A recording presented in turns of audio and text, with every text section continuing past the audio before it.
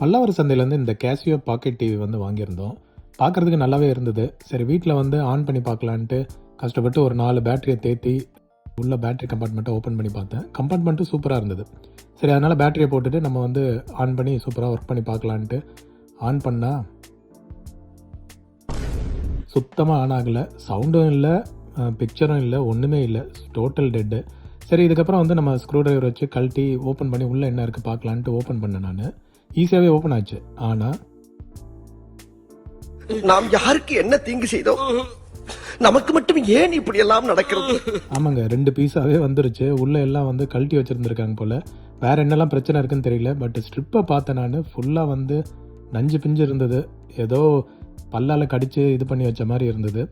சரி இதை வந்து அப்படியே ஃபிக்ஸ் பண்ணலாமா இல்லை வேறு ஸ்ட்ரிப்பு மாற்றணுமான்ட்டு யோசிச்சுட்டு இருந்தேன். சரி இதுவே வந்து நம்ம ரெடி பண்ணி பார்க்கலான்னு சொல்லிவிட்டு அதில் உள்ள அந்த ஒயரெல்லாம் கொஞ்சம் ஸ்ட்ரைட் பண்ணி நான் வந்து அந்த அடாப்டர்லேயே வந்து கனெக்ட் பண்ணேன்.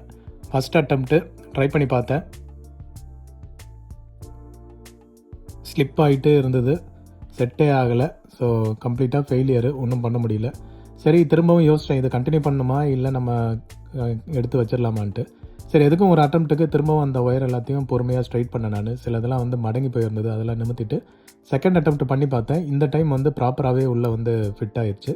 சரி இதோட முடிஞ்சிருமான்றதுக்காக நான் வந்து பேட்ரி போட்டு ட்ரை பண்ணி பார்த்தேன்.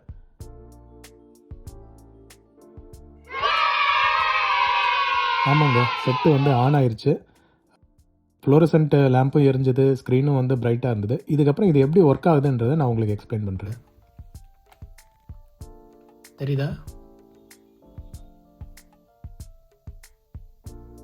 சிக்னல் டியூன் ஆகிறது இப்படி தான் வரும். இதில் வந்து ஒரு ஃப்ரீக்வன்சி ரேஞ்ச் இப்படி டியூன் ஆகும். நம்ம அடுத்த ஃப்ரீக்வன்சியில் வச்சா இந்த கலர் மாறும் பாருங்கள். இந்த ரெட் கலர் வந்து க்ரீனாக மாறும். இது வந்து அடுத்த அல்ட்ரா ஹை ஃப்ரீக்வன்சியில் ஓடுது. இது வந்து வெரி ஹை ஃப்ரீக்வன்சி. அதே மாதிரி டியூனிங் டைரக்ஷன் நம்ம இதில் கிளிக் பண்ணி மாற்றிக்கலாம். இப்போ இதை ப்ரெஸ் பண்ணோன்னா இந்த டைரக்ஷனில் டியூன் ஆகுது பார்த்தீங்களா? அதே மாதிரி இந்த டைரக்ஷனில் டியூன் ஆகும். Off, on, ultra high frequency. So நம்மளுக்கு வந்து இப்போ அனலாக் சிக்னல் கிடையாது. நம்ம ஒரு ஆண்டனா சிக்னல், ஆர்எஃப் சிக்னல் இருந்ததுன்னா அதை வந்து இந்த மாதிரி டியூன் பண்ணி நம்ம வந்து சேனல் டியூன் பண்ணி பார்த்துக்கலாம்.